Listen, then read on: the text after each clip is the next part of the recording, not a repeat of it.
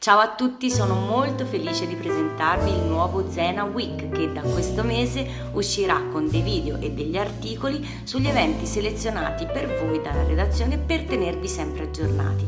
Direi di iniziare subito e andiamo a curiosare che cosa ci ha riservato questa bellissima estate ligure.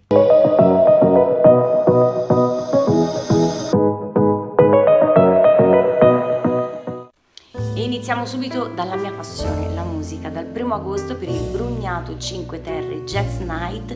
Per l'inaugurazione del festival, a partire dalle ore 21, ci sarà l'esibizione del Boris Savoldelli Trio.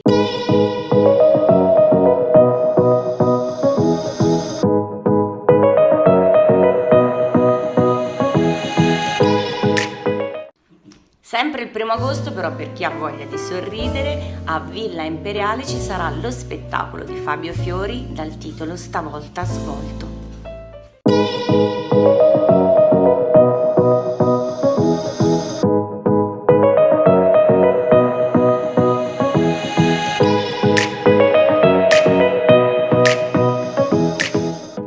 Sempre a Villa Imperiale, invece, il 2 di agosto ci sarà uno spettacolo del genere teatro canzone con uno splendido quartetto, i Blue Jasmine.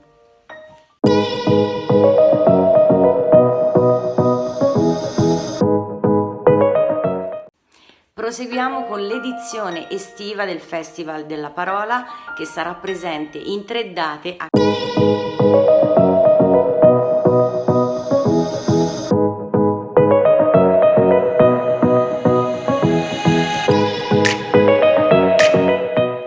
e non potevano mancare per la rassegna Ridere d'Agosto 2020 i Soggetti Smarriti, che si esibiranno il 3 di agosto al Porto Antico con uno spettacolo che è tutto un programma, The Very Best Show Now.